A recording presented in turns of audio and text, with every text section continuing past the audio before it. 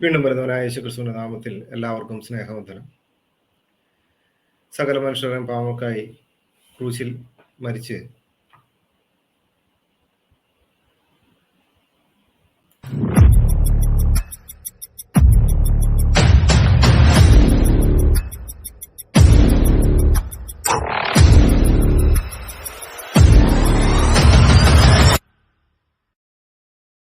സകല മനുഷ്യരുടെയും പാവങ്ങൾക്കായി ക്രൂശിൽ മരിച്ച് അടക്കപ്പെട്ട് ഉയർത്തെഴുന്നേറ്റ യേശുക്രിസ്തുവിന്റെ നാമത്തിൽ എല്ലാവർക്കും സ്നേഹവന്ദനം.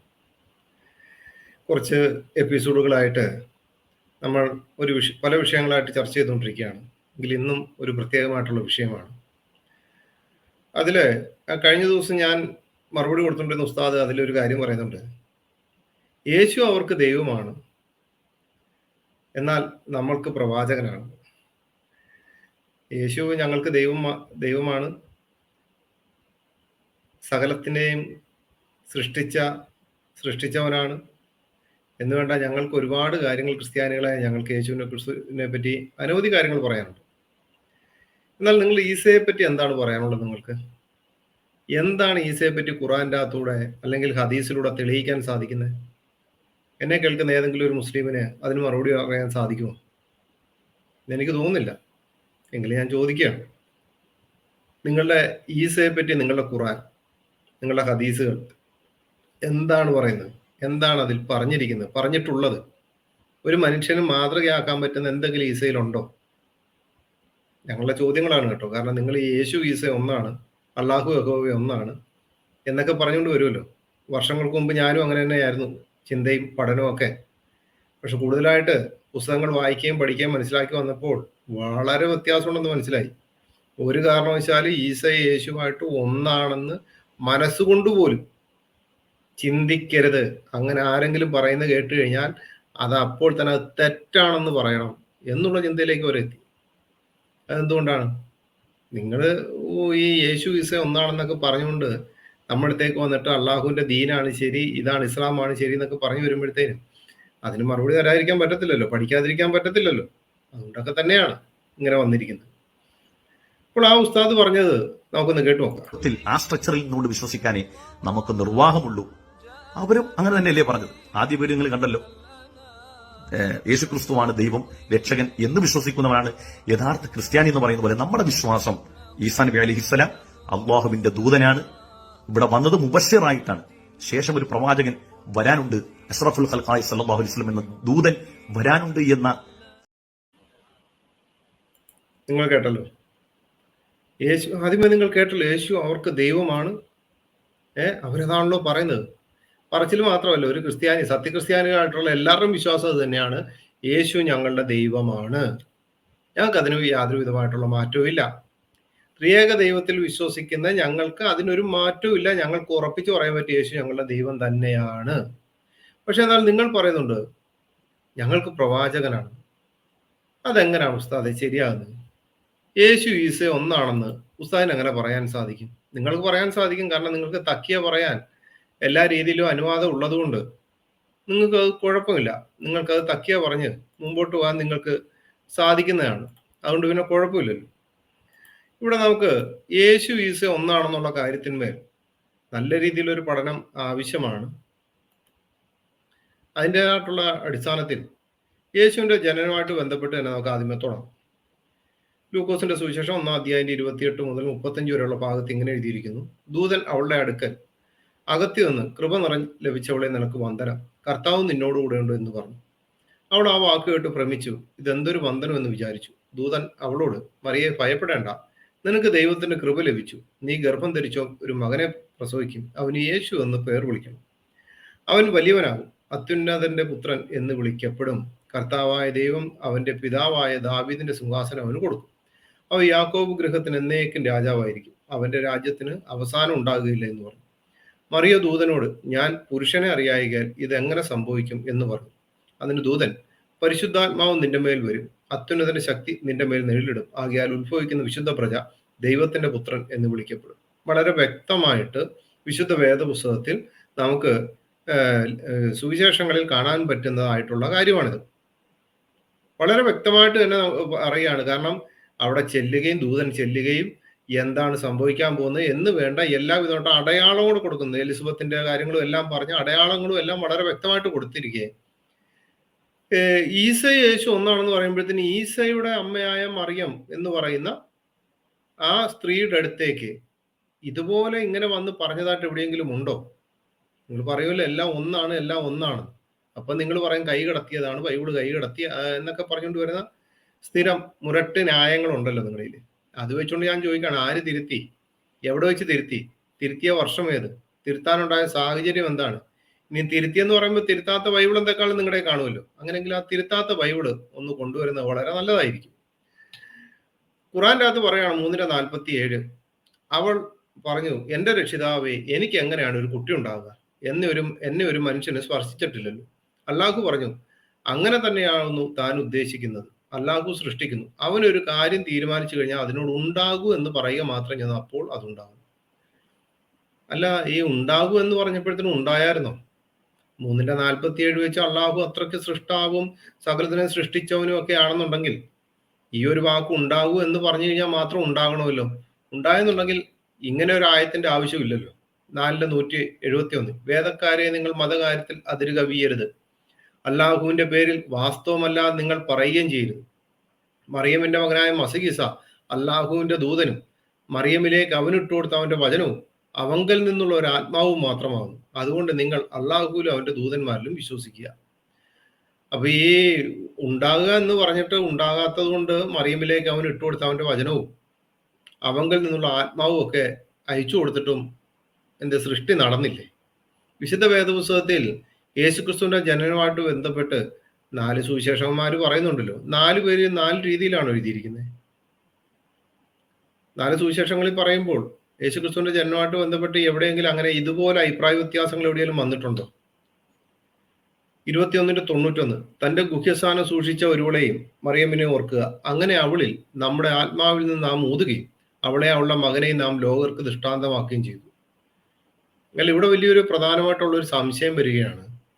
തന്റെ ഗുഹ്യസ്ഥാനം സൂക്ഷിച്ച ഒരുവളെ, മറിയത്തിനെ നിങ്ങൾ സൂറ 19 എന്ന് പറയുന്ന അധ്യായമൊക്കെ എഴുതി വെച്ചിട്ടും മറിയത്തിനെ വലിയ ഭക്തിയോടുകൂടിയൊക്കെയാണ് കാണിക്കുന്നതെന്ന് പറഞ്ഞിട്ട് ബാക്കിയുള്ള സ്ത്രീകളെ പറ്റി എല്ലാം പറയുമ്പോൾ അവരുടെ ചാരിത്രശുദ്ധി കാത്തു സൂക്ഷിച്ചു എന്ന് പറയുന്നിടത്ത് ഈ മറിയയുടെ വിഷയത്തിൽ മാത്രം ഗുഹ്യസ്ഥാനം എന്ന് പച്ചക്ക് എഴുതി വെച്ചിരിക്കുക. എന്നിട്ട് ഇവര് പറയാണ് ഏറ്റവും മഹത്തായ ഒരു രീതിയിലാണ് മറിയമിനെ കാണുന്നത്. അപ്പൊ ഇവിടെ പറയാണ്, നമ്മുടെ ആത്മാവിൽ നാം ഊതുകയും. അപ്പൊ ആദ്യമേ ഉണ്ടാകും എന്ന് പറഞ്ഞിട്ട് നടന്നില്ല, ആത്മാവും വചനവും ഇട്ടുകൊടുത്തിട്ട് നടന്നില്ല. അതിനുശേഷം ഇപ്പൊ പറയാണ്, നാം നമ്മുടെ ആത്മാവിൽ നിന്ന് ഊതുകയും അവളെ അവളുടെ മകനെയും നാം ലോകർക്ക് ദൃഷ്ടാന്തമാക്കുകയും ചെയ്തു. അപ്പൊ ഇത് 2 കാര്യം നടക്കാത്തതുകൊണ്ട് അള്ളാഹു എന്ത് ചെയ്തു? അള്ളാഹു ആണോ എന്ന് പണ്ഡിതന്മാർക്കിടയിൽ അഭിപ്രായ വ്യത്യാസം ഉണ്ടേ. എങ്കിലും ഞാൻ ആദ്യത്തെ വീഡിയോയിൽ തന്നെ ഉസ്താദിനോട് ചോദിച്ചിരുന്നു, ഈ നമ്മുടെ ആരാണ്? നമ്മുടെ എന്ന് പറഞ്ഞ ആളാരാണ്? നാം എന്ന് പറയുന്ന ആളാരാണ്? ആരുടെ ആത്മാവിൽ നിന്നാണ് ഊതിയത്? ഇതിനൊരു മറുപടി തരണമെന്ന് പറഞ്ഞിട്ട് അതെക്കാളും തരുമില്ലോ എന്ന് അറിയത്തില്ല. ഇപ്പൊ ഇവിടെ ഊതാൻ പറഞ്ഞിട്ട് നടന്നില്ല. അങ്ങനെയാണ് നമ്മൾ 19-ാം അധ്യായം, ഇവരേറ്റവും കൂടുതൽ പറയുന്ന ഒരു അധ്യായമാണ് 19-ാം അധ്യായം. മറിയമിനെ, ബൈബിളിൽ പറഞ്ഞിരിക്കുന്ന മറിയമിനെ, അല്ലെങ്കിൽ ഇവരുടെ വാദം അനുസരിച്ച് യേശുവിന്റെ അമ്മയായ മറിയത്തിനെ ഏറ്റവും ബഹുമാനിച്ചിരിക്കുന്ന അധ്യായം എന്ന് പറയുന്ന 19-ാം അധ്യായം. അവിടെ പറയാം, അവൾ പറഞ്ഞു, തീർച്ചയായും നിന്നിൽ നിന്ന് ഞാൻ പരമകാരണന് ശരണം പ്രാപിക്കുന്നു. നീ ധർമ്മിഷ്ഠൻ ഉള്ളവനാണെങ്കിൽ എന്നെ വിട്ടു മാറിപ്പോകുന്നു. ഇവിടെ ലൂക്കോസിന്റെ സുവിശേഷം 1-ാം അധ്യായത്തിന്റെ 28-ാം അധ്യായം 1:28-30 വാക്യങ്ങൾ, 29-30 വാക്യം ഇവിടെ പറയാണ്, ദൂതൻ അവളുടെ അടുക്കൽ അകത്ത് നിന്ന് കൃപ ലഭിച്ചവളെ നിനക്ക് വന്ദനം, കർത്താവ് നിന്നോട് കൂടെ ഉണ്ട് എന്ന് പറഞ്ഞു. ആ വാക്ക് കേട്ട് ഭ്രമിച്ചു ഇത് എന്തൊരു വന്ദനം എന്ന് വിചാരിച്ചു. ദൂതൻ അവളോട്, മറിയെ ഭയപ്പെടേണ്ട, നിനക്ക് ദൈവത്തിന്റെ കൃപ ലഭിച്ചു. അപ്പോൾ തന്നെ ഇവിടെ തമ്മിൽ വളരെ വ്യത്യാസമാണ്. അപ്പോൾ തന്നെ ഇവിടെ ഭയങ്കര വ്യത്യാസമാണ്. ഈ പരമകാരനെ ശരണം പ്രാപിക്കാനുള്ള കാരണം എന്താണെന്ന് പണ്ഡിതന്മാർ പറയുന്നത്, അവിടെ വളരെ മോശപ്പെട്ട ഒരു മനുഷ്യനുണ്ടായിരുന്നു, അദ്ദേഹം മറിയയുടെ അടുത്ത് വരുന്നു എന്നൊക്കെ പറഞ്ഞുകൊണ്ട് പണ്ഡിതന്മാർക്ക് പല അഭിപ്രായ വ്യത്യാസമുണ്ട് കേട്ടോ. 19-ാം അധ്യായം 19-20 അദ്ദേഹം പറഞ്ഞു, പരിശുദ്ധനായ ഒരു ആൺകുട്ടിയെ നിനക്ക് ദാനം ചെയ്യുന്നതിന് വേണ്ടി നിന്റെ രക്ഷിതാവ് അയച്ച ദൂതൻ മാത്രമാകുന്നു ഞാൻ. അവൾ പറഞ്ഞു, എനിക്ക് എങ്ങനെ ഒരു ആൺകുട്ടി ഉണ്ടാകും? യാതൊരു മനുഷ്യനും എന്നെ സ്പർശിച്ചിട്ടില്ല, ഞാൻ ഒരു ദുർനടപ്പുകാരിയുമായിട്ടില്ല. ഇതൊക്കെ കേൾക്കുമ്പോഴത്തേക്ക് നിങ്ങൾ വിചാരിക്കോ ഏകദേശമൊക്കെ അടുത്ത് വരുന്നുണ്ടല്ലോ.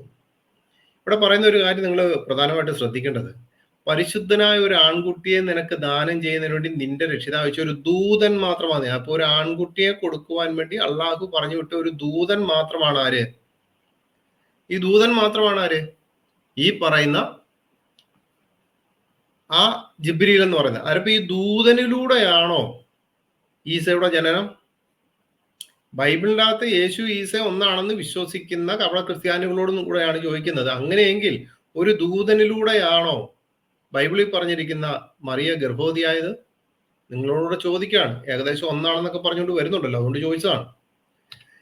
എന്നാൽ വിശുദ്ധ വേദപുസ്തകത്തിൽ പറഞ്ഞിരിക്കുന്ന എന്താണ്? മറിയ ദൂതനോട്, ഞാൻ പുരുഷനെ അറിയായികയാൽ ഇത് എങ്ങനെ സംഭവിക്കും എന്ന് പറഞ്ഞു. അതിന് ദൂതൻ, പരിശുദ്ധാത്മാവ് നിന്റെ മേൽ വരും, അത്യുന്നതന്റെ ശക്തി നിന്റെ മേൽ നിഴലിടും, ആകയാൽ ഉത്ഭവിക്കുന്ന വിശുദ്ധ പ്രജ ദൈവപുത്രൻ എന്ന് വിളിക്കപ്പെടും. അപ്പൊ ഇവിടെ വളരെ വ്യക്തമായിട്ട് കാണുവാൻ സാധിക്കും. പരിശുദ്ധാത്മാവ് നിന്റെ മേൽ വരും, അത്യുന്നതന്റെ ശക്തി നിന്റെ മേൽ നിഴലിടും, ആകയാൽ ഉത്ഭവിക്കുന്ന വിശുദ്ധ പ്രജ ദൈവപുത്രൻ എന്ന് വിളിക്കപ്പെടും. അപ്പുറത്ത് ഒരു ദൂതനിലൂടെയാണ് ഗർഭവതി ആകിയത് എന്നുണ്ടെങ്കിൽ ഇവിടെ നേരെ വ്യത്യാസമാണ്. ഇനി അതുകൂടാതെ തെളിവും കൊടുത്തിട്ടുണ്ട്. നിന്റെ ചാർച്ചക്കാരത്തി എലിസബത്തും വാർദ്ധക്യത്തിൽ ഒരു മകനെ ഗർഭം ധരിച്ചിരിക്കുന്നു, മച്ചി എന്ന് പറഞ്ഞവൾക്ക് ഇത് 6-ാം മാസം, ദൈവത്തിന് ഒരു കാര്യം അസാധ്യമല്ലല്ലോ എന്ന് ഉത്തരം പറഞ്ഞു. അതെ, ഞങ്ങൾ വിശ്വസിക്കുന്ന ദൈവത്തിന് ഒരു കാര്യം അസാധ്യമല്ല. അതുകൊണ്ടാണ് ഞങ്ങളുടെ ദൈവം വേഷത്തിൽ മനുഷ്യനായി ഭൂമിയിലേക്ക് മനുഷ്യനായിട്ട് കടന്നു വന്നു. വേഷത്തിൽ മനുഷ്യനായി, പാപം ഒഴികെ സകലത്തിലും മനുഷ്യനായി ഭൂമിയിലേക്ക് കടന്നു വന്നു എന്നുള്ളത് ഞങ്ങൾ പൂർണ്ണമായും വിശ്വസിക്കുന്നതാണ്. ഞങ്ങളുടെ ദൈവത്തിന് സകലതും സാധിക്കും. നിങ്ങളുടെ ദൈവത്തിന് അത് പറ്റത്തില്ലല്ലോ. കാരണം ഭൂമിയിലേക്ക് വരിക എന്ന് വെച്ചാൽ വലിയ ബുദ്ധിമുട്ടാണ്. അഥവാ വന്നത് മൂസയുടെ അടുത്ത് തന്നെയാണ്. അത് മരത്തിലിരുന്നുകൊണ്ട്, വൃക്ഷത്തിലിരുന്നുകൊണ്ട് ഹേ മൂസ എന്ന് വിളിച്ച് സംസാരിക്കുകയും ചെയ്തു എന്നുള്ളതല്ല അതിൽ കൂടുതൽ എന്താണുള്ളത്. ഇനി 19:23 മുതൽ 26 വരെയുള്ള ഭാഗമാണ് ഇനി നോക്കാൻ പോകുന്നത്. അങ്ങനെ പ്രസവവേദന അവളെ ഒരു ഈന്തപ്പന മരത്തിന്റെ അടുത്തേക്ക് കൊണ്ടുവന്നു. അവൾ പറഞ്ഞു, ഞാൻ ഇതിനു മുമ്പ് തന്നെ മരിക്കുകയും പാടെ വിസ്മരിച്ച് തള്ളപ്പെട്ടവളാകുകയും ചെയ്തിരുന്നെങ്കിൽ എത്ര നന്നായിരുന്നേനെ. ഉടനെ അവളുടെ താഴ്ഭാഗത്ത് നിന്ന് വിളിച്ചു പറഞ്ഞു, നീ വ്യസനിക്കേണ്ട, നിന്റെ താഴ്ഭാഗത്ത് ഒരു അരുവി ഉണ്ടാക്കി തന്നിരിക്കുന്നു. ഈ വിഷയത്തില് ഈ താഴ്ഭാഗത്ത് നിന്ന് വിളിച്ചു പറഞ്ഞ ആൾ ആരാണെന്നുള്ളതിനെ പറ്റി പണ്ഡിതന്മാർക്കിടയിൽ അഭിപ്രായ വ്യത്യാസമുണ്ട്. ഇമാം റാസിയുടെയും അമാനി മൗലിയുടെ ഒക്കെ തഫ്സീറുകൾ വായിച്ചു കഴിഞ്ഞാൽ അറിയാൻ പറ്റും. അവിടെ ജിബ്രീലാണ് ഈ താഴെ എന്ന് വിളിച്ചു പറഞ്ഞത് എന്നൊക്കെ അഭിപ്രായം പണ്ഡിതന്മാർക്കിടയിൽ ഉണ്ട് എന്നാണ് അവർ എഴുതി വെച്ചിരിക്കുന്നത്. അപ്പൊ അതൊരു ഉറപ്പുള്ള കാര്യമല്ല. എങ്കിൽ ഇവിടെ പറയാണ്, പ്രസവവേദന അവളെ ഒരു ഈന്തപ്പന മരത്തിന്റെ അടുത്തേക്ക് കൊണ്ടുവന്ന് അവൾ പറഞ്ഞു, ഈ ഞാൻ ഇതിനു മുമ്പേ തന്നെ മരിക്കുകയും പാടെ വിസ്മരിച്ച് തള്ളപ്പെട്ടവളാകുകയും ചെയ്തതിന് എത്ര. ഇങ്ങനെ എവിടെയെങ്കിലും എഴുതിയായിട്ട് നിങ്ങൾ കണ്ടിട്ടുണ്ടോ? ഇങ്ങനെ എവിടെയെങ്കിലും ബൈബിളിൻ്റെ അകത്ത് എഴുതിയിട്ടുണ്ടോ ഞാൻ മരിക്കാൻ പോവാണ്, എനിക്ക് പറ്റത്തില്ല, ഞാൻ മരിക്കാൻ പോവാന്ന് എവിടെയെങ്കിലും എഴുതിയിട്ടുണ്ടോ? ഇല്ല. കാരണം എന്താണ്? മച്ചിയായിട്ടുള്ള എലിസബത്തിന്റെ അടുത്ത് നിന്ന് ആ വന്ദനം ചൊല്ലിയപ്പോൾ തന്നെ കുട്ടി തുള്ളിച്ചാടി. എവിടെ? എലിസബത്തിന്റെ വയലിൽ കുട്ടി തുള്ളിച്ചാടി. അത്ര മഹത്തരമായ ഒരു പദവിയിലേക്ക് മറിയനെ ദൈവം കൃപ നിറഞ്ഞവളായി തെരഞ്ഞെടുത്തിരിക്കുകയാണ്, വിശുദ്ധ മറിയെ. അപ്പോഴാണ് ഇവിടെ പറയുന്നത് എന്ത്? ആ മരിക്കാൻ പോവാണെന്ന്. എങ്ങനെയുണ്ട്? എന്നിട്ട് ഒരു പറയാണ്, വളരെ വിശുദ്ധിയോടുകൂടി തന്നെ കൊണ്ടുപോയി വെച്ചിരിക്കുകയാണ്. നീ ഈന്തപ്പനവരെ നിന്റെ അടുക്കലേക്ക് പിടിച്ചു കുലുക്കിക്കൊള്ളുക, അത് നിനക്ക് പാകമായി ഈന്തപ്പഴം വീഴ്ത്തിത്തരുന്നതാണ്. അങ്ങനെ നീ തിന്നുകയും കുടിക്കുകയും കൺകുളിർത്തിരിക്കുകയും ചെയ്യുക. ഇനി നീ മനുഷ്യരെ ആരെങ്കിലും കാണുന്ന പക്ഷം ഇപ്രകാരം പറഞ്ഞേക്കുക, പരമകാരുണികന് വേണ്ടി ഞാനൊരു വ്രതം നേർന്നിരിക്കുകയാണ്, ആകയാൽ ഇന്ന് ഞാൻ ഒരു മനുഷ്യനോട് സംസാരിക്കുകയില്ല തന്നെ. അല്ല, എൻ്റെ ഒരു സംശയം ചോദിച്ചോട്ടെ, ഈ പൂർണ്ണ ഗർഭവതിയായിട്ടുള്ള ഈ സ്ത്രീയോടാണോ ഈ ഈന്തപ്പനവരം പിടിച്ചു കുലുക്കാൻ പറഞ്ഞത്? പ്രസവത്തിന് ശേഷമാണോ പ്രസവത്തിന് മുമ്പാണോ? അതും പണ്ഡിതന്മാരുടെ ഇടയിൽ അഭിപ്രായ വ്യത്യാസമാണ്. അല്ല, ഇനി പൂർണ്ണ ഗർഭവതിയായിരിക്കുന്ന വേദന എടുത്തുകൊണ്ടിരിക്കുന്ന ഒരു സ്ത്രീക്ക് വിശപ്പുണ്ടാവുമോ? വിശപ്പുണ്ടാവുമോ? എൻ്റെ ഒരു സംശയമല്ല, ഞങ്ങളുടെ ചോദ്യമാണിത്. പൂർണ്ണ ഗർഭവതിയായിരിക്കുന്ന ഒരു സ്ത്രീക്ക് വിശപ്പുണ്ടാവുമോ? പ്രസവവേദന എടുത്തുകൊണ്ടിരിക്കുന്ന ഒരു സ്ത്രീക്ക് വിശപ്പുണ്ടാവുമോ? ഇനിയും പ്രസവവേദന എടുത്തുകൊണ്ടിരിക്കുന്ന ഒരു സ്ത്രീക്ക് അവൾ എങ്ങനെ ഈന്തപ്പനവരും പിടിച്ചു കുലുക്കാനാണ് ഉസ്താദെ? നിങ്ങൾ പറഞ്ഞല്ലോ യേശു അവർക്ക് ദൈവമാണ്, നമുക്ക് പ്രവാചകൻ. അന്നേരം ഇപ്പൊ തുടക്കത്തിൽ തന്നെ ഇത്ര അഭിപ്രായ വ്യത്യാസം ഉണ്ടെങ്കിൽ ലാസ്റ്റ് ഒടുക്കത്തിലേക്ക് വരുമ്പോൾ ആകെ പ്രശ്നമാവുമല്ലോ. അതിന് മറിയ, ഇതാ ഞാൻ കർത്താവിന്റെ ദാസി, നിന്റെ വാക്ക് പോലെ എനിക്ക് ഭവിക്കട്ടെ എന്ന് പറഞ്ഞു. അപ്പുറത്ത് എന്താണ് പറഞ്ഞത്? ഞാൻ മരിക്കാൻ പോവാണ് എന്നുള്ളതെല്ലാം പറഞ്ഞപ്പോഴത്തേന് ഇവിടെ പറയുകയാണ്, അത് മറിയ ഏറ്റെടുത്തു. ദൂതൻ അവളെ വിട്ടുപോയി. ആ നാളുകളിൽ മറിയ എഴുന്നേറ്റ് മലനാട്ടിൽ ഒരു യഹൂദ്യ പട്ടണത്തിൽ ബന്ധപ്പെട്ട് ചെന്നു. സെക്രിയാവിന്റെ വീട്ടിലെത്തി എലിസബത്തിനെ വന്ദിച്ചു. മറിയയുടെ വന്ദനം എലിസബത്ത് കേട്ടപ്പോൾ പിള്ള അവളുടെ ഗർഭത്തിൽ തുള്ളി. എലിസബത്ത് പരിശുദ്ധാത്മാവ് നിറഞ്ഞവളായി ഉച്ചത്തിൽ വിളിച്ചു പറഞ്ഞു, സ്ത്രീകളിൽ നീ അനുഗ്രഹിക്കപ്പെട്ടവൾ, നിന്റെ ഗർഭഫലവും അനുഗ്രഹിക്കപ്പെട്ടത്. ഇവിടെ ആരും ഉസ്താദെ മരിക്കാൻ പോവാണെന്നൊന്നും പറഞ്ഞിട്ട് പോയില്ല. മനസ്സിലായോ? ആരും പോകാൻ താല്പര്യപ്പെട്ടുമില്ല. കാരണം എന്താണ്? ആ നിന്റെ ദാസി പറഞ്ഞു നിന്റെ വാക്ക് പോലെ എനിക്ക് ഭവിക്കട്ടെ. കാരണം എന്താണ്? ദൂതൻ വന്ന സ്ഥലം എവിടാണെന്നും എവിടുന്നാണ് വന്നതെന്നും എല്ലാം വ്യക്തമായിട്ട് കാര്യങ്ങൾ മനസ്സിലാക്കി. നിങ്ങൾക്കത് പറയാൻ സാധിക്കുന്നില്ല. ഇനി ബൈബിളിലെ യേശു ക്രിസ്തു കന്യകയിൽ നിന്ന് ജനിക്കുമെന്ന് പ്രവചനം ഉണ്ടായിരുന്നു. ഏശയ്യാവിന്റെ പുസ്തകം 7 അധ്യായം 14 എന്ന് വെച്ച് കഴിഞ്ഞാൽ പഴയ നിയമത്തിൽ ഏശയ്യാവ് എന്ന് പറയുന്ന പുസ്തകം ഉണ്ട്. അതിൻ്റെ അകത്ത് വളരെ വ്യക്തമായിട്ട് എഴുതിയിട്ടുണ്ട്. ഖുറാനിലെ ഈസാ നബി കന്യകയിൽ നിന്ന് ജനിക്കുമെന്ന് പ്രവചനം ഉണ്ടായിരുന്നില്ല. ഉണ്ടെങ്കിൽ ഖുറാനിൽ നിന്ന് കാണിച്ചു തരണേ. എത്രാം അധ്യായം? 114 അധ്യായമുള്ള ഏത് അധ്യായത്തിൽ ഏത് ആയത്തിലാണ് ഇത് എഴുതിയിരിക്കുന്നതെന്ന് പറയാം. ബൈബിളിലെ യേശു ക്രിസ്തു ബത്ലഹേമിൽ ജനിക്കുമെന്ന് പ്രവചനം ഉണ്ടായിരുന്നു. മീക്കയുടെ പുസ്തകം 5:2. ഖുറാനിലെ ഈസാ നബി എവിടെ ജനിക്കുമെന്ന് യാതൊരു പ്രവചനവും ഉണ്ടായിരുന്നില്ല. ഉണ്ടെങ്കിൽ ഖുറാനിൽ നിന്നൊന്ന് കാണിച്ചു തരണം. ബൈബിളിലെ യേശു ക്രിസ്തു യഹൂദ ഗോത്രക്കാരാണ്. എബ്രായ ലേഖനം 7:14. ഈസാ നബിയുടെ ഗോത്രം ഏതാണെന്ന് ഖുറാനിലില്ല. ഉണ്ടെങ്കിൽ ഒന്ന് കാണിച്ചു തരണേ. പഠിക്കാൻ വേണ്ടിയാണ്. രണ്ടും ഒന്നാണെന്നൊക്കെ പറഞ്ഞല്ലോ. മത്തായിയുടെ സുവിശേഷം 18:20 എന്നെ അനുഗമിക്കുന്നവർ എൻ്റെ നാമത്തിൽ കൂടി വരുന്നിടത്തൊക്കെയും ഞാനുണ്ട് എന്ന് യേശു ക്രിസ്തു അവകാശപ്പെടുകയാണ്. 2-3 പേർ എൻ്റെ നാമത്തിൽ എവിടെ കൂടിയിരുന്ന അവരുടെ നടുവിൽ ഞാനുണ്ടാകുന്നു. ഇങ്ങനെ ഒരു അവകാശവാദം ഈസാ നബിയിൽ നിന്ന് ഉണ്ടാവുമെന്ന് ചിന്തിക്കുന്നത് തന്നെ പോഷത്തരമാണേ. ഇങ്ങനെ ഒരു സംഭവം ഉണ്ടെങ്കിൽ തന്നെ അത് പോഷത്തരമാണ്.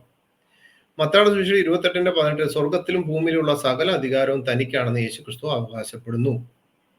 ഇങ്ങനെ ഒരു അവകാശവാദം ഈസാ നബിക്ക് അജിത്യമായിട്ടുള്ള കാര്യമാണ്. ഒന്ന് അടുക്കാൻ പോലും പറ്റത്തില്ല. വെളിപ്പാട് പുസ്തകം 22:12 യേശു ക്രിസ്തു പ്രതിഫലം നൽകുവാൻ വരുന്നു എന്ന് പ്രഖ്യാപിക്കുന്നു.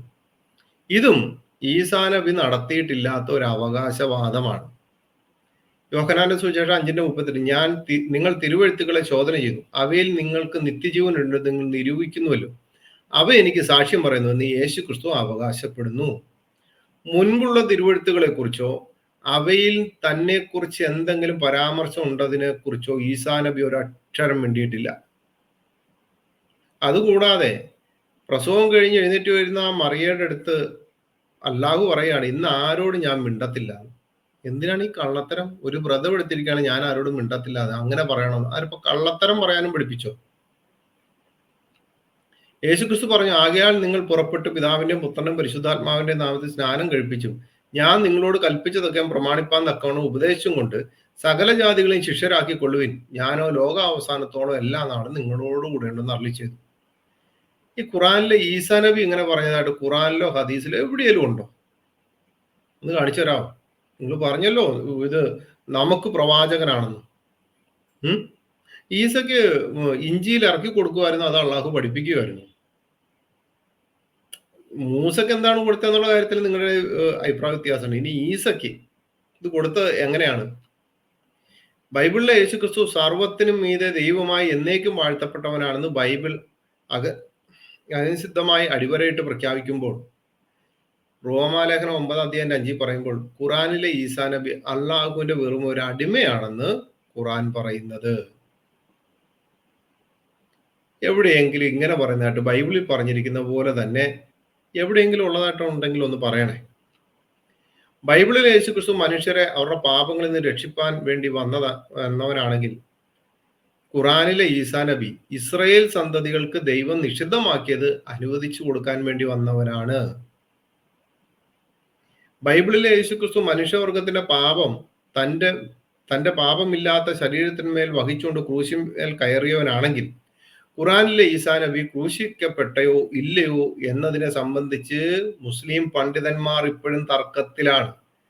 അവനെ കൊന്നിട്ടുണ്ടോ ഇല്ലയോ, ഉടലോടെ അങ്ങ് വിളിച്ചുകൊണ്ട് പോവുമായിരുന്നു, ഉടലോടെ വിളിച്ചുകൊണ്ട് പോയില്ലേ, ഇപ്പൊ എവിടെയാണ്, ഒരുക്കിയിരിക്കുന്ന സ്ഥലം എന്താക്കാണ് നല്ല എന്നുള്ള ഭയങ്കരമായിട്ടുള്ള അഭിപ്രായ വ്യത്യാസത്തിലൂടെ പോയിക്കൊണ്ടിരിക്കുകയാണ്. ഞങ്ങൾക്ക് അങ്ങനെ ഒരു അഭിപ്രായ വ്യത്യാസം ഇല്ലാതായി. അടുത്തത്, അല്ലാഹുവിന്റെ ദൂതനായ മറിയമിന്റെ മകൻ മസീഹ് ഈസായെ ഞങ്ങൾ കൊന്നിരിക്കുന്നു എന്നവർ പറഞ്ഞതിനാലും വാസ്തവത്തിൽ അദ്ദേഹത്തെ അവർ കൊലപ്പെടുത്തിയിട്ടുമില്ല, ക്രൂശിച്ചിട്ടുമില്ല. പക്ഷേ അവർക്ക് തിരിച്ചറിയാവതായ ഉണ്ടായത്. തീർച്ചയായും അദ്ദേഹത്തിന്റെ കാര്യത്തിൽ ഭിന്നിച്ചവർ അതിനെപ്പറ്റി സംശയത്തിൽ തന്നെയാവുന്നു. ഊഹാഭോഗത്തെ പിന്തുടരുന്നതല്ലാതെ അവർക്ക് അക്കാര്യത്തെപ്പറ്റി യാതൊരു അറിവുമില്ല. ഉറപ്പായും അദ്ദേഹത്തെ അവർ കൊലപ്പെടുത്തിയിട്ടില്ല.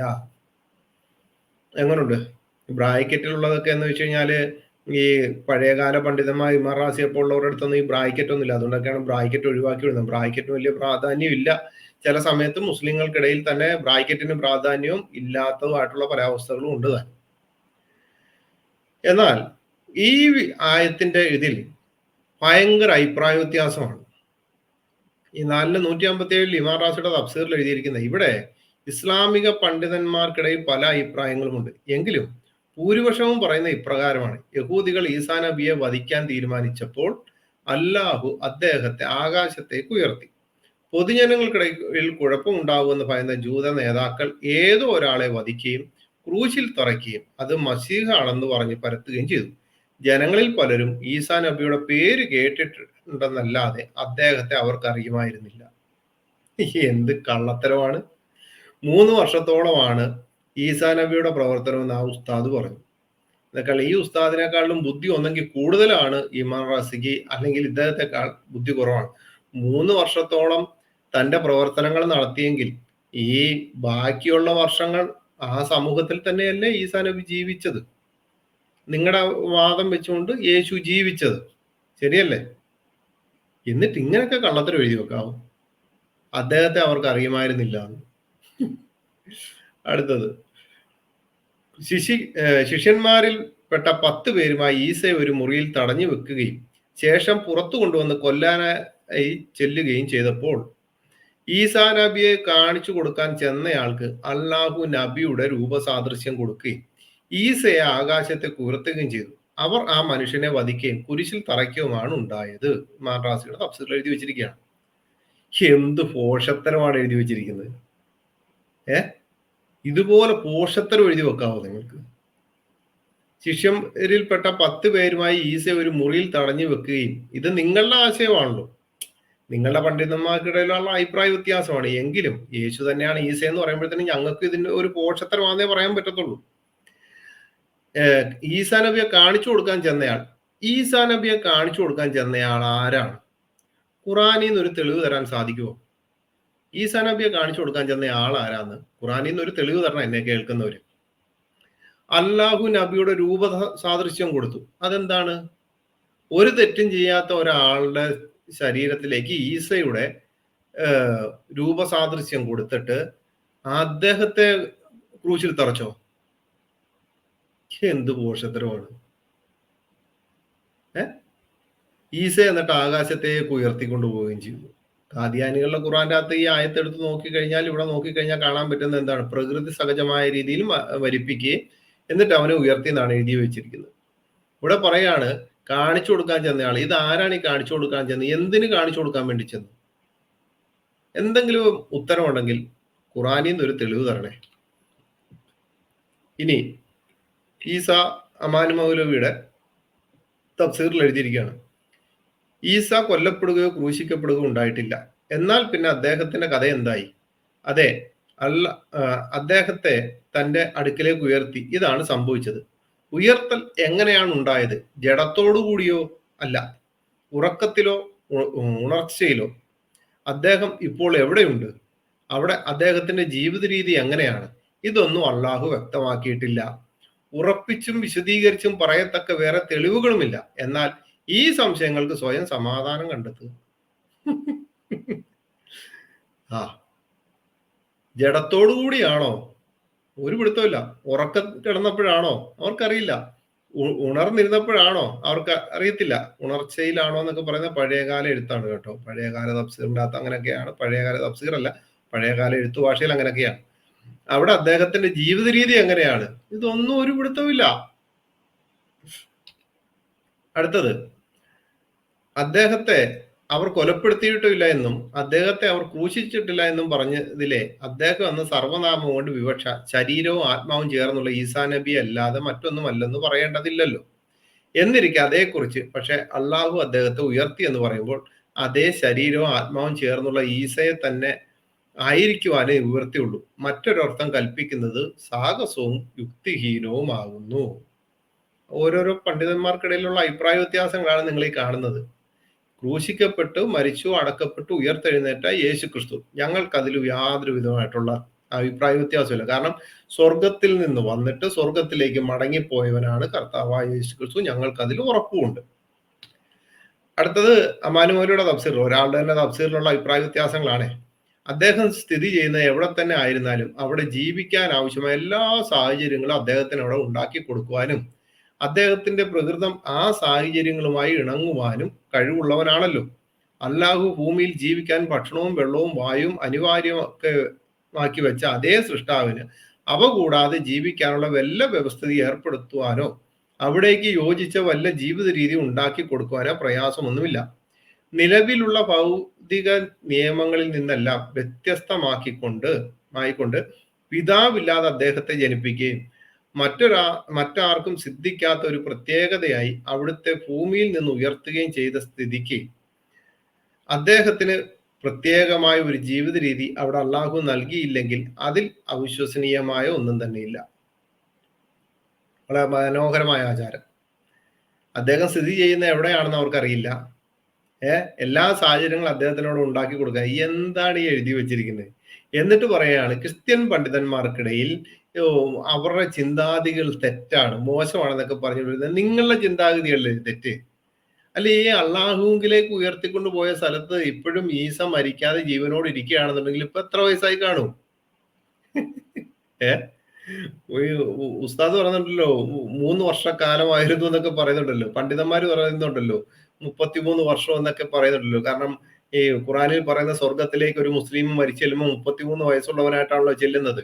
അതല്ല ഈസയുടെ പ്രായമായിട്ട് ബന്ധപ്പെട്ടാണല്ലോ. അങ്ങനെയാണെന്നുണ്ടെങ്കിൽ ഇപ്പൊ ഈസയ്ക്ക് എന്ത് പ്രായമുണ്ട്?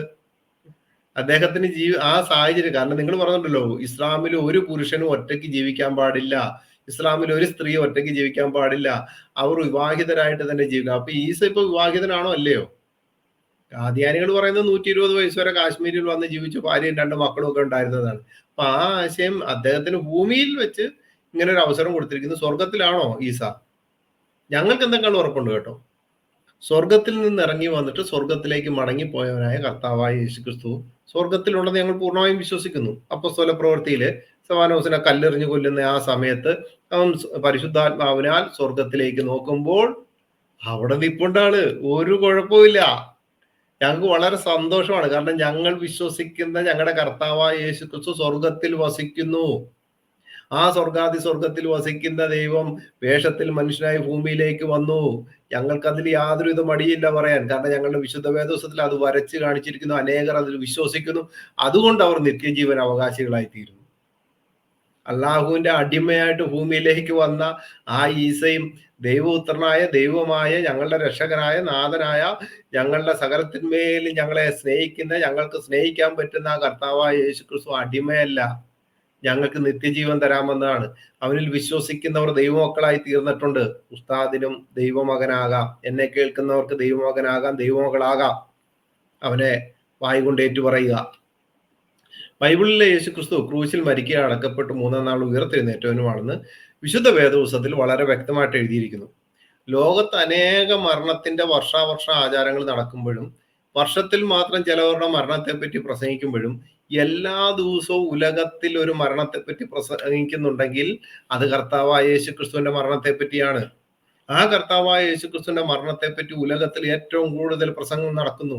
ആ മരണത്തിന്റെ പ്രസംഗം കേട്ട പലർക്കും നിത്യജീവനെ ലഭിക്കുന്നു. അവർ പുതു സൃഷ്ടിയാകുന്നു, പുതിയ മനുഷ്യനാകുന്നു. മനസ്സിലായോ? ഉസ്താദ് വിശ്വസിക്കുന്ന മുഹമ്മദിന്റെ മരണവുമായിട്ട് ബന്ധപ്പെട്ട് പ്രസംഗിച്ചിട്ടുണ്ടോ? മുഹമ്മദിന്റെ വഫാത്തുമായിട്ട് പ്രസംഗിച്ചിട്ട് എത്ര പേർക്ക് അതിനൊരു പ്രചോദനം ലഭിച്ചിട്ടുണ്ട്? ഉസ്താദ് പറഞ്ഞല്ലോ വേറൊരാൾ വരാൻ വേണ്ടിയാണ് പറഞ്ഞിരിക്കുന്നതെന്ന്. ഖുറാന്റെ അകത്ത് എവിടെയെങ്കിലും ഈസ പറയുന്നുണ്ടോ എനിക്ക് ശേഷം വേറൊരാൾ വരുമെന്ന്? നിങ്ങൾ അതിന് ചിലപ്പോൾ ആശ്രയിക്കാൻ വരുന്നത് യോഹന്നാന്റെ സുവിശേഷത്തിൽ പറഞ്ഞിരിക്കുന്ന കാര്യസ്ഥനാണെന്നാണ്. അങ്ങനെ ഒരു അഭിപ്രായമുള്ള മുസ്ലിങ്ങൾക്ക്, അങ്ങനെ ഒരു അഭിപ്രായമുള്ള ഏതെങ്കിലും ക്രിസ്ത്യാനികൾ ഉണ്ടെങ്കിൽ അവർക്ക് ഞാൻ മറുപടി തരാം. അടുത്ത ദിവസം തന്നെ അതിന് ഞാൻ ചെയ്യുന്നുണ്ട്. അടുത്ത എപ്പിസോഡ് അല്ലെങ്കിൽ അതിനടുത്ത എപ്പിസോഡ് വരുന്നുണ്ട്. അപ്പൊ ഇവിടെ ചോദിക്കുന്ന ഒരു ചോദ്യം ഞങ്ങൾക്ക് ഉറപ്പുണ്ട്. കാരണം വളരെ വ്യക്തമായിട്ട് ഞങ്ങൾ കണ്ടതും ഞങ്ങൾ തൊട്ടതും ഞങ്ങൾ കേട്ടതുമായി ജീവന്റെ വചനമെന്ന് തന്റെ ശിഷ്യന്മാരെ എഴുതി വെച്ചിരിക്കുകയാണ്. കാരണം എന്താ? അവർക്ക് ഉറപ്പുണ്ട്. കർത്താവായ യേശുക്രിസ്തു ക്രൂശിൽ മരിച്ചു, അടക്കപ്പെട്ടു, ഉയർത്തെഴുന്നേറ്റെന്ന് ആ ദേശത്തുള്ളവർക്കും ആ ചരിത്രകാരന്മാർക്കും വരെ ഉറപ്പുള്ളപ്പോൾ ഉസ്താദേ ഇങ്ങനെ തക്കിയ പറയാൻ വേണ്ടി വരല്ലേ? ആ ഒരു കാലത്തൊക്കെ ഇതൊക്കെ പറഞ്ഞു നടക്കുമ്പോൾ എല്ലാവർക്കും വിശ്വാസമായിരുന്നു. ഇപ്പൊ അതങ്ങനല്ല. എനിക്ക് ഒത്തിരി മാറ്റങ്ങൾ ഉണ്ടായിട്ടുണ്ട്. മത്തായിയുടെ സുവിശേഷം 27:35 അവനെ ക്രൂശിൽ തറച്ച ശേഷം അവർ ചീട്ടിട്ട് അവന്റെ വസ്ത്രം പകുത്തെടുത്തു. മത്തായിയുടെ സുവിശേഷം 27:50 യേശു പിന്നെയും ഉറക്കെ നിലവിളിച്ച് പ്രാണനെ വിട്ടു. 1 കൊരിന്ത്യർ ലേഖനം 15:3-4. ക്രിസ്തു നമ്മുടെ പാപങ്ങൾക്ക് വേണ്ടി തിരുവെഴുത്തുകളും പ്രകാരം മരിച്ചു അടക്കപ്പെട്ടു, തിരുവെഴുത്തുകളും പ്രകാരം 3-ാം നാൾ ഉയർത്തെഴുന്നേറ്റു. 1 കൊരിന്ത്യർ ലേഖനം 1:20. ഞങ്ങളോ ക്രൂശിക്കപ്പെട്ട ക്രിസ്തുവിനെ പ്രസംഗിക്കുന്നു. 1 കൊരിന്ത്യർ 15:4. ക്രിസ്തു ഉയർത്തെഴുന്നേറ്റിട്ടില്ലെങ്കിൽ ഞങ്ങളുടെ പ്രസംഗം വ്യർത്ഥം, നിങ്ങളുടെ വിശ്വാസവും വ്യർത്ഥം. ഇപ്രകാരം 136 വാക്യങ്ങൾ മിനിമം വിശുദ്ധ വേദപുസ്തകത്തിലുണ്ട് ഉസ്താദെ. യേശു ക്രിസ്തു ക്രൂശിൽ മരിച്ചു അടക്കപ്പെട്ടു ഉയർത്തെഴുന്നേറ്റു എന്നുള്ളത്. എന്നെ കേട്ട മുസ്ലിങ്ങളോടും പറയാണ്, ഇങ്ങനെയുള്ള വാക്യങ്ങൾ വിശുദ്ധ വേദപുസ്തകത്തിലുണ്ട്. ഇനി ചില ക്രിസ്ത്യാനികളായിട്ടുള്ളവരും ഒക്കെ ക്രിസ്ത്യൻ നാമധേയ ആയിട്ടുള്ളവരൊക്കെ പറഞ്ഞിട്ട് വരുന്ന ഒരു കാര്യമാണ്, നമ്മുടെ യേശുവിനെ പറ്റി ഇതര ഗ്രന്ഥങ്ങളുണ്ട്. ഞാനത് വിശ്വസിക്കുന്നില്ല കേട്ടോ. എന്റെ കർത്താവായ യേശു ക്രിസ്തുവിനെ പറ്റി പറഞ്ഞിരിക്കുന്ന ഉലകത്തിൽ ഒരു പുസ്തകം ഉണ്ടെങ്കിൽ അത് വിശുദ്ധ വേദപുസ്തകം മാത്രമേ ഉള്ളൂ. അതല്ല മറ്റുള്ള ഇതര ഗ്രന്ഥങ്ങളിൽ ഉണ്ടെന്ന് പറയുന്നവർക്ക് ഉറപ്പായിട്ടും ഞാൻ ഈ പറയുന്ന വാക്യം ഒന്ന് കാണിച്ചു തരണം. ക്രിസ്തു നമ്മുടെ പാപങ്ങൾക്ക് വേണ്ടി തിരുവെഴുത്തുകളും പ്രകാരം മരിച്ചു അടക്കപ്പെട്ടു, തിരുവെഴുത്തുകളും പ്രകാരം 3-ാം നാൾ ഉയർത്തെഴുന്നേറ്റു എന്നുള്ള ഒരു വാക്യം കാണിക്കുന്നത് ഞാൻ വിശ്വസിക്കാം. ഖുറാന്റെ അകത്തോ അല്ലെങ്കിൽ മറ്റുള്ള ഇതര ഗ്രന്ഥങ്ങളിലോ യേശു ക്രിസ്തുവിനെ പറ്റി പറയുന്നുണ്ടെങ്കിൽ ഇതൂടെ കാണിച്ചു തരണം. ഈ കള്ളനോട്ടും നല്ല നോട്ടും ആണെങ്കിൽ അതിനൊരു 17 വ്യത്യാസങ്ങളുണ്ടല്ലോ. 16 ശരിയാണ്, ഒരെണ്ണം വ്യത്യാസമാണെങ്കിൽ പോലും കള്ളനോട്ട് തന്നെയാണ് എന്ന് പറഞ്ഞ പോലെ കള്ളനോട്ടുകളിലെ ഇതുമായിട്ട് ഇങ്ങോട്ട് വരരുത്. എന്റെ കർത്താവായ യേശു ക്രിസ്തുവിനെ പറ്റി വിശുദ്ധ വേദപുസ്തകത്തിൽ നല്ല വൃത്തിയായിട്ട് പറഞ്ഞിട്ടുണ്ട്. അതിന് വിപരീതമായിട്ട് പറയുന്നതിനെ എനിക്കെടുക്കാൻ പറ്റത്തില്ല. ഞങ്ങളിൽ പലരും അതിനോട് യോജിക്കുന്നില്ല. ഞങ്ങളുടെ കർത്താവായ യേശു ക്രിസ്തുവിനെ പറ്റി വിശുദ്ധ വേദപുസ്തകത്തിൽ തന്നെയാണ് പറഞ്ഞിരിക്കുന്നത്. അതുകൊണ്ടാണ് പറയുന്നത് 1 കൊരിന്ത്യർ ലേഖനം 15:3-4. ക്രിസ്തു നമ്മുടെ പാവങ്ങൾക്ക് വേണ്ടി തിരുവെഴുത്തുകളും പ്രകാരം മരിച്ചു അടക്കപ്പെട്ടു, തിരുവെഴുത്തുകളും പ്രകാരം 3-ാം നാൾ ഉയർത്തെഴുന്നേറ്റു. ഞങ്ങൾ പൂർണ്ണമായും വിശ്വസിക്കുന്നു. അതിനൊരു മാറ്റവുമില്ല. ബൈബിളിലെ യേശു ക്രിസ്തു ശിഷ്യന്മാർ കാണുക ഒലിവുമലയിൽ നിന്ന് സ്വർഗാരോഹണം നടത്തിയവനാണെങ്കിൽ ഖുറാനിലെ ഈസാ നബിയെ അള്ളാഹു സ്വർഗത്തിലേക്ക് ഉയർത്തിയെന്ന് മുസ്ലിങ്ങൾ പറയുന്നു. പക്ഷെ എപ്പോൾ, എവിടെ വെച്ച്, എങ്ങനെ, ആരുടെ സാന്നിധ്യത്തിലാണ് ഈ ഉയർത്തപ്പെടൽ നടന്നതെന്ന് പറയുന്നില്ല.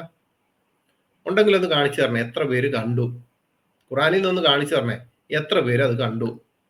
എത്ര പേര് അതിനെ സാക്ഷീകരിച്ചു? ഇനി ഈസയ്ക്കും കുറെ ശിഷ്യന്മാരുണ്ടെന്നാണല്ലോ പറയുന്നത്.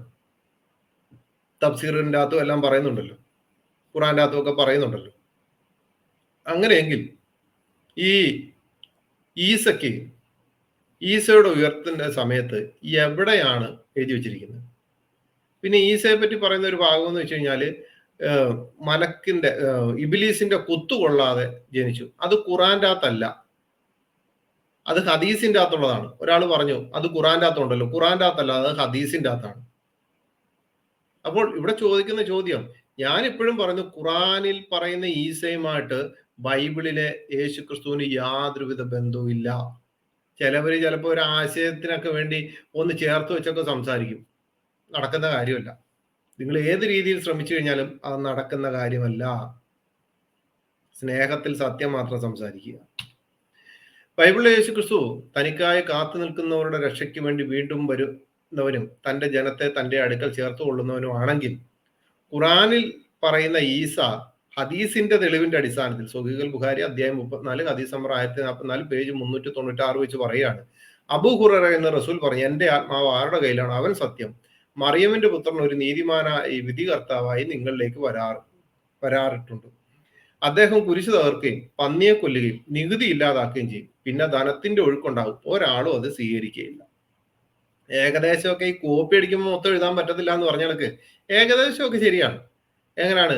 മറിയമിന്റെ പുത്രൻ ഒരു നീതിമാനായി വിധികർത്താവ് നിങ്ങളിലേക്ക് വരും. ശരിയല്ലേ? ഒരു നീതിമാനാണ് വിധികർത്താവായിട്ടൊക്കെ എന്ത് ചെയ്യും? ആ കർത്താവ് വരും എന്നുള്ള അത് ശരിയാണ്. ഈ കോപ്പി അടിച്ചവർക്കറിയാം, കോപ്പി അടിക്കുമ്പോൾ മൊത്തം കൂടി എഴുതാൻ പറ്റത്തില്ല, കിട്ടിയ പാട് എഴുതി തീർക്കേണ്ടി വരും. അങ്ങനെ എഴുതി വെച്ചിരിക്കുകയാണ്, അദ്ദേഹം കുരിശ് തകർക്കുകയും പന്നിയെ കൊല്ലുകയും നികുതി ഇല്ലാതാക്കുകയും ചെയ്യും. കുരിശെന്ന് വെച്ചാൽ എന്താണ്? ഈ കൽക്കുരിശ് അതൊന്നും അല്ല. ക്രൂശിക്കപ്പെട്ട ക്രിസ്തുവിൽ വിശ്വസിക്കുന്നവരെ തകർക്കുന്നത് തന്നെയാണ്. അല്ലാന്നുണ്ടെങ്കിൽ ഒരു 500 രൂപയും JCB ഉണ്ടെങ്കിൽ എത്രയോ കുരിശ് തകർക്കാൻ നല്ല ഹാമർ ഉണ്ടെങ്കിൽ ചെയ്തൂടെ? അതിന് ദഹമറിന്റെ കാര്യമുണ്ടോ? പന്നിയെ കൊല്ലും. പന്നിയെ ഉപയോഗിച്ചിരിക്കുന്നത് ആരോടാ? യഹൂദനോടുകൂടിയാണ്. നികുതി ഇല്ലാതാവുകയും ചെയ്യും. എങ്ങനെ? അള്ളാഹുലും മുഹമ്മദിലും വിശ്വസിക്കാത്തവർ ഭൂമിയിൽ അപ്പം കൊടുത്ത് ജീവിക്കണം, ജസിയ കൊടുത്ത് ജീവിക്കണമല്ലോ. ആ ജീവിക്കുന്ന സമയത്ത് നികുതി ഇല്ലാതാക്കും. ഒന്നെങ്കിൽ എന്ത് ചെയ്യും? ഒന്നെങ്കിൽ നീ അള്ളാഹുലും മുഹമ്മദിലും വിശ്വസിക്കുക, ഇല്ല എന്നുണ്ടെങ്കിൽ മരണത്തിന് കീഴടങ്ങുക. ഇത് തന്നെ സംഭവം. അതുകൊണ്ട് ഇങ്ങനെ ഒരു കുരിശ് തകർക്കാനും പന്നിയെ കൊല്ലാനും നീതി ഇല്ലാതാക്കാനും വരുന്ന ഈ ഈസയുമായിട്ട് ക്രിസ്ത്യാനികളായ ഞങ്ങൾക്ക് യാതൊരുവിധ ബന്ധവുമില്ല. ഇനി അബൂ ഹുറൈറ എന്ന നിവേദനം, നബി പറഞ്ഞു, ഒരാൾ മോഷ്ടിക്കുന്നത് കണ്ട് ഈസാ ബിൻ മറിയം ചോദിച്ചു, നീ മോഷ്ടിച്ചു? അവൻ പറഞ്ഞു, ഇല്ല, അവനല്ലാതെ മറ്റൊരു ദൈവമില്ല. ഈസാ പറഞ്ഞു, ഞാൻ അള്ളാഹുവിൽ വിശ്വസിക്കുന്നു, എന്റെ കണ്ണുകൾ കാണുന്നത് ഞാൻ വിശ്വസിക്കുന്നില്ല. നിങ്ങളൊന്ന് ചിന്തിച്ചു നോക്കിയേ. നീ മോഷ്ടിച്ചു? ഒരാൾ മോഷ്ടിക്കുന്നത് കണ്ടിട്ട് ആ മോഷ്ടിച്ചവനോട് ചോദിക്കുകയാണ്, എന്ത്, നീ മോഷ്ടിച്ചോ എന്ന് ചോദിച്ചു. നീ മോഷ്ടിച്ചോ എന്ന് ചോദിച്ചപ്പോഴത്തേന് ഇല്ല എന്ന് പറഞ്ഞു. അപ്പൊ എന്ത് ചെയ്തു? അവനല്ലാതെ മറ്റൊരു ദൈവവും ഇല്ല എന്ന് ആര് പറഞ്ഞു? മോഷ്ടിച്ചവൻ പറഞ്ഞു. പറഞ്ഞപ്പോഴത്തേന് ഈസ പറയാണ്, ഞാൻ അള്ളാഹുവിൽ വിശ്വസിക്കുന്നത്, എന്റെ കണ്ണുകൾ കാണുന്നത് ഞാൻ വിശ്വസിക്കുന്നില്ല. അതെങ്ങനെയുണ്ട്? കണ്ണാൽ കണ്ടതിനെ ഒരുത്തൻ അവനല്ലാതെ മറ്റൊരു ദൈവം ഇല്ലാതെ മോഷ്ടിച്ചവൻ പറഞ്ഞപ്പോൾ അതിനെ മാറ്റി കള്ളത്തരം പറഞ്ഞ, കള്ളസാക്ഷ്യം പറഞ്ഞ ഒരു ഈസയുമായിട്ട് ഞങ്ങൾക്കൊരു ബന്ധവും ഇല്ലെന്നേ. എന്നെ കേട്ട എല്ലാവരും, ഞങ്ങൾക്കൊരു ബന്ധമേ ഇല്ല. ഇനി ബന്ധം സ്ഥാപിക്കാൻ വേണ്ടി നടക്കുന്നവർക്കും ഓക്കെ, കള്ളസാക്ഷി പറഞ്ഞ ഒരു ഈസയും കള്ളത്തരം പറയുന്ന യേശുവിനെ വേണമെങ്കിൽ നിങ്ങൾ ഒരുമിച്ചാക്കിക്കോ. പക്ഷെ യേശു ക്രിസ്തു കള്ളത്തരം പറഞ്ഞായിട്ട് ഞങ്ങൾക്ക് ബൈബിളിൻ്റെ അകത്തൊന്നും പറയാൻ പറ്റത്തില്ല. കാരണം അതിന് വ്യക്തമായിട്ട് വിശുദ്ധ വേദപുസ്തകത്തിൽ പറയും, ഞാൻ തന്നെ വഴിയും സത്യവും ജീവനുമാണ്. ഇങ്ങനെ പറഞ്ഞ് ഭൂമിയിലേക്ക് കടന്നു വന്ന ഒരാൾ എങ്ങനെയാണ് സുഹൃത്തെ കള്ളത്തരം പറയാൻ സാധിക്കുന്നത്? ഒരു രീതിയിലും കള്ളത്തരം പറയാൻ സാധിക്കത്തില്ല. പരമപരിശുദ്ധനായ എൻ്റെ കർത്താവ് ഭൂമിയിലേക്ക് ഒരാളെ തന്റെ വിശ്വാസം പറയാൻ വേണ്ടി, അല്ലെങ്കിൽ ആ വിശ്വാസത്തിൽ ഉറപ്പിക്കാൻ വേണ്ടി കള്ളത്തരം കാണിച്ച് ഉറപ്പിക്കാൻ വേണ്ടി വന്നതല്ല. യേശുവിനെ പിൻപറ്റിയ ശിഷ്യന്മാരോ പൗലോസ് അപ്പോസ്തലനോ കള്ളത്തരം കാണിച്ച് പിൻപറ്റാൻ വേണ്ടി പറഞ്ഞിട്ടുമില്ല. സ്നേഹത്തിൽ സത്യം സംസാരിച്ച് മാത്രം മുമ്പോട്ട് പോവുക എന്നുള്ളതാണ്. അതുകൊണ്ട് കള്ളത്തരം മോഷ്ടിച്ച ഒരുത്തന്റെ കള്ളത്തരം കൈയോട് പിടിച്ചിട്ട് അപ്പോൾ തന്നെ ഇത് പറഞ്ഞപ്പോഴത്തേനും, ഓ ഞാൻ കണ്ടിട്ടില്ല, എന്റെ കണ്ണുകൾ ചിലപ്പോൾ തെറ്റായിരിക്കും എന്ന് പറഞ്ഞു. എന്റെ കർത്താവ് അങ്ങനെ പറയത്തില്ല. കണ്ടത് തന്നെ പറയും. ഞാൻ തന്നെ വഴിയും സത്യവും ജീവനുമാകുന്നു, ഞാൻ മുഖാന്തരമല്ലാതെ ആരും പിതാവിന്റെ അടുക്കൽ എത്തുന്നില്ല.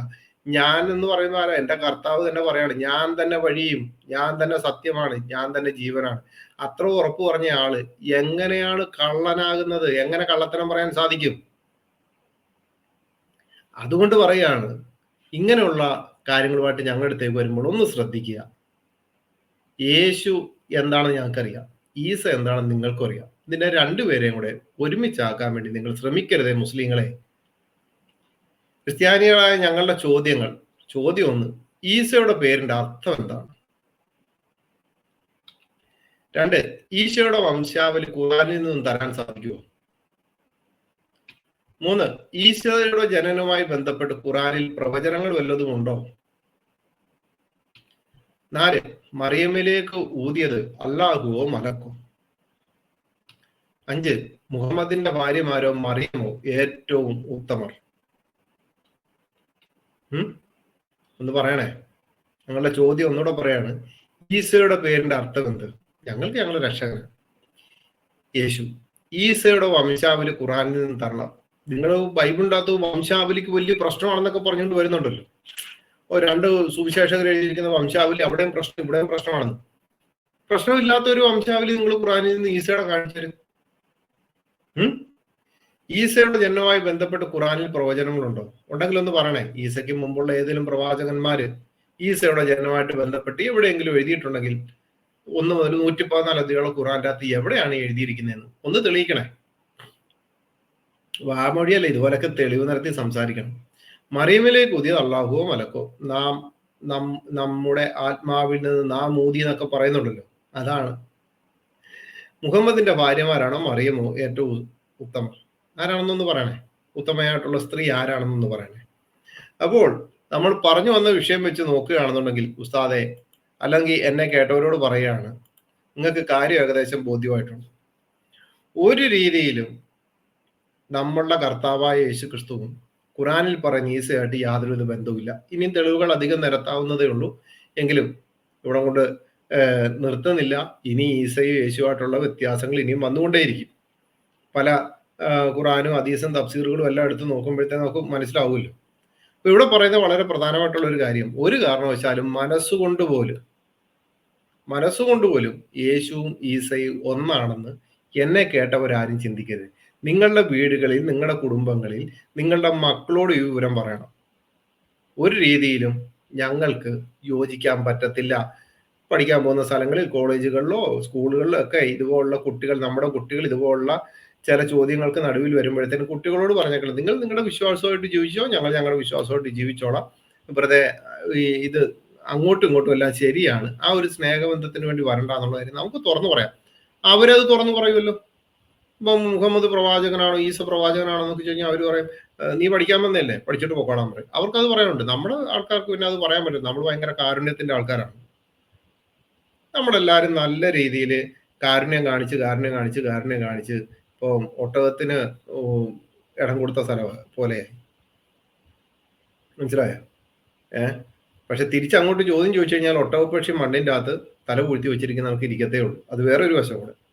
അതുകൊണ്ട് എന്നെ കേട്ടവരോട് പറയുകയാണ്, എന്നെ കേട്ട പ്രിയ ദൈവമക്കളെ, ഒരു കാരണവശാലും യേശു ഈസയും മോശയും മൂസയും അബ്രഹാമും ഇബ്രാഹിമും എന്ന് വേണ്ട ഖുറാനിൽ പറയുന്ന ഇങ്ങോട്ടുള്ള എല്ലാ പ്രവാചകന്മാരും ബൈബിളിൻ്റെ അകത്തുള്ളവരാണെന്നുള്ള ഒരു രീതിയിൽ നിങ്ങൾ വിശ്വസിക്കരുത്.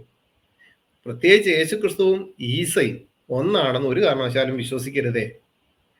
കാരണം ഇങ്ങനെ കുറെ അബദ്ധധാരണകൾ നമ്മുടെ ഉള്ളിൽ ഉണ്ടായിരുന്നതാണ് നമുക്ക് പറ്റിയ ഏറ്റവും വലിയ തെറ്റ്.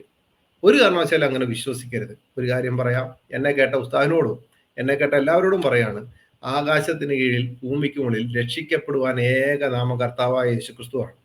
ഇതുപോലെ ആകാശത്തിന് കീഴിൽ ഭൂമിക്ക് മുകളിൽ രക്ഷിക്കപ്പെടുവാൻ, അല്ലെന്നുണ്ടെങ്കിൽ നിന്റെ പാപങ്ങളെ മാറ്റുവാൻ പറ്റുന്ന ആളാണ് ഈസ എന്ന് എവിടെയെങ്കിലും ഖുറാനിലുണ്ടോ? ഇല്ല. അതുകൊണ്ടാണ് പറയുന്നത്, ഖബറിൽ കിടന്ന് അടിമേടിക്കാതെ ഖബർ ദണ്ഡനവും ഖബർ ശിക്ഷയും ഖബറിലുള്ള ഭയപ്പാടുകളും ഇതൊന്നും കർത്താവായ യേശു ക്രിസ്തുവിൽ വിശ്വസിച്ച് കഴിഞ്ഞാൽ നേരിടേണ്ടി വരത്തില്ല. മരിച്ചു കഴിഞ്ഞ് ഒരു വെളിച്ചത്തിന് വേണ്ടി അന്വേഷിച്ച് പല ജന്മാന്തരങ്ങൾ ഇങ്ങനെ കഴിഞ്ഞ് അടുത്ത ജന്മം കഴിഞ്ഞ് അവസാനം ഒരു വെളിച്ചത്തിലേക്ക് ലയിക്കാൻ വേണ്ടി ആത്മാവ് അലയുന്നത് പോലൊന്നും കർത്താവായ യേശു ക്രിസ്തുവിൽ വിശ്വസിക്കുന്ന ഒരു വിശ്വാസിക്ക് ഉണ്ടാകില്ല. അതിന് 10 പൈസയുടെ ചെലവ് പോലും ഇല്ല. നിങ്ങൾ ഇരിക്കുന്ന സ്ഥലത്ത് തന്നെ സ്വയം പാപങ്ങളെ ഏറ്റുപറഞ്ഞ് കർത്താവായ യേശു ക്രിസ്തുവിനോട് പാപങ്ങളെ ഏറ്റുപറഞ്ഞ്, കർത്താവേ അങ്ങ് എന്നിൽ വസിക്കണമേ, എനിക്കൊരു നിത്യജീവൻ അവകാശിയാകണം, എനിക്ക് ജീവനുള്ള ദൈവത്തിന്റെ മകനാകണം, മകളാകണം, ഈ ഒരു ചിന്താഗതി ഉള്ളിൽ മതി. കർത്താവായ യേശു ക്രിസ്തു സകലത്തിന്മേലും അനുഗ്രഹിക്കും, ഒരു കുഴപ്പമില്ല. ചിലപ്പോൾ യേശുവിൽ വിശ്വസിച്ചു എന്ന് പറഞ്ഞുകൊണ്ട് വാളുമായിട്ടൊക്കെ വന്നേക്കാം. അങ്ങനെ പലവിധ കലാപരിപാടികളുമായിട്ട് ഓരോരുത്തർ വരും, അതൊക്കെ ഉറപ്പാണ്. പക്ഷെ ഒരു കാര്യം ഉറപ്പാണ്, ദേഹത്തെ കൊല്ലുന്നവനെയല്ല ദേഹിയെ നശിപ്പിക്കാൻ കഴിയുന്നുള്ളവനെയാണ് നമ്മൾ ഭയപ്പെടേണ്ടത്.